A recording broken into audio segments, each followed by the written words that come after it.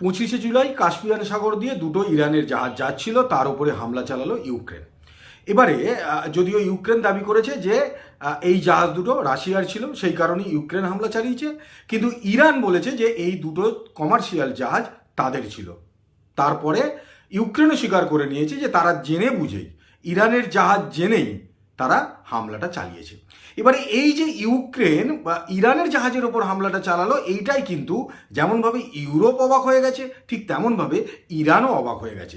কারণ মধ্যিখান দিয়ে ইউক্রেন কেন এই যুদ্ধের মধ্যে টপকাচ্ছে, সেইটা কিন্তু এখন অবধি কেউ বুঝতে পারছে না। আর যেটা বোঝা যাচ্ছে না সেটা বুঝবো বলেই আমরা আজকে জড়ো হয়েছি। আজকের ভিডিও আমরা সেটাই বুঝবো।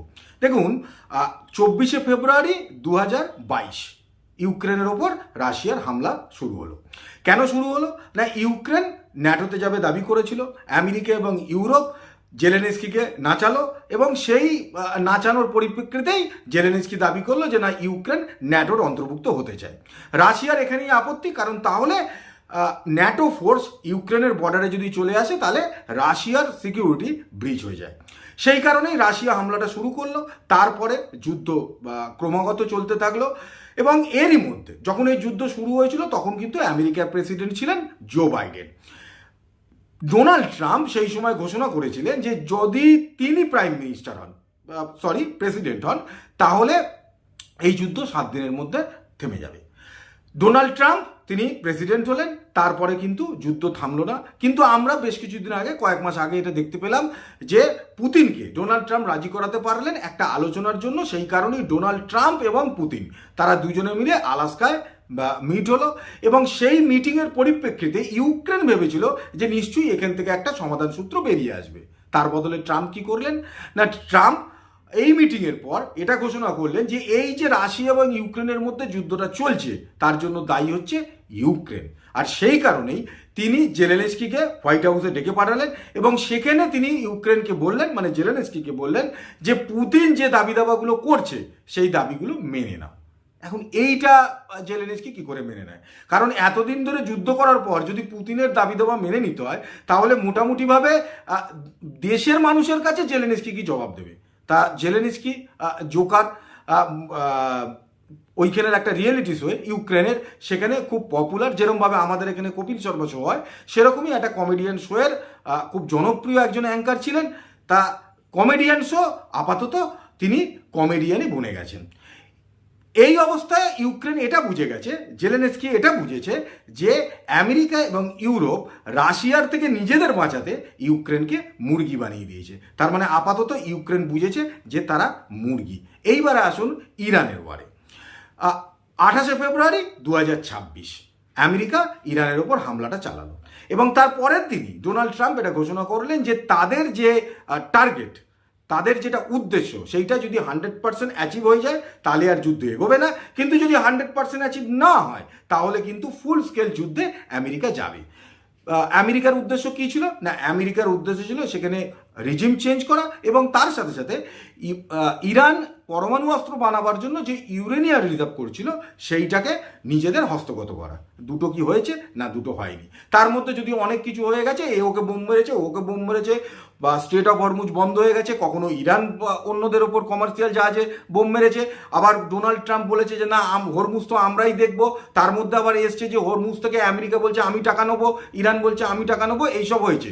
কিন্তু মধ্যিখানে আমেরিকা যেটা চেয়েছিল সেটা হচ্ছে যে ইউরোপের দেশগুলোকে, যখন আমেরিকা দেখেছিল যে তাদের যে উদ্দেশ্য সেইটা সফল হচ্ছে না, তখন কিন্তু ট্রাম্প এটা চেয়েছিলেন যে ইউরোপকে এর মধ্যে ঢুকিয়ে দিতে। মানে ইউরোপকে যদি এর মধ্যে ঢুকানো যায় তাহলে কি হবে না, আমেরিকা ভার্সেস ইরানের বদলে ন্যাটো ভার্সেস ইরান হয়ে যাবে। কিন্তু সেইটা ট্রাম্পের যে উদ্দেশ্য সেটা সফল হয় না। তার কারণ ইউরোপের কোনো দেশই ইরান যুদ্ধে ঢুকতে তারা রাজি হয় না।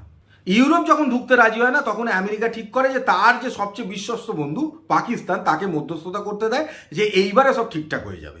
সুইজারল্যান্ডে সেখানে বৈঠকও হয় আমেরিকা এবং ইরানের মধ্যে, এবং সেখান থেকে এটা ঠিক করা হয় যে আপাতত 60 দিন সিজফায়ার হবে, এবং সেখানে নানান রকম আলোচনা, নানান রকম শর্ত, নানান রকম গল্প টল্প হয়। কিন্তু দেখা গেল তারপরে আবার দ্রুম করে দুজনে মিলে যুদ্ধ শুরু করে দিল। তাই এই মুহূর্তে এখন এসে আবার ট্রাম্প জানিয়েছেন যে না, ইরান আবার আলোচনা করতে রাজি হয়েছে, তাই আপাতত আমরা যুদ্ধ থামাচ্ছি।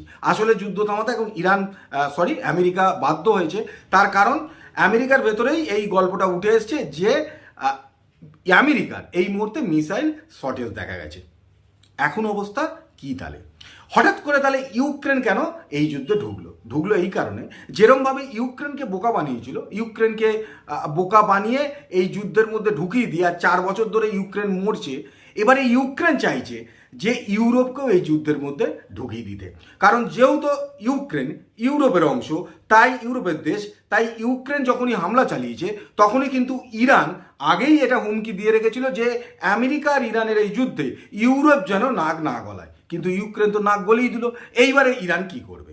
দেখুন, ইরান যদি এর বদলা হিসেবে ইউরোপের কোনো দেশকে বা ইউক্রেনকে হামলা চালায়, তাহলে কিন্তু ইউরোপের অন্যান্য দেশকে রিয়াক্ট করতে তারা বাধ্য হবে, কারণ না হলে ইউরোপের যে ইউনিটি সেটা নষ্ট হয়ে যাবে। ফলে স্বাভাবিকভাবেই তাহলে ইউরোপ ভার্সেস ইরান হয়ে যাবে।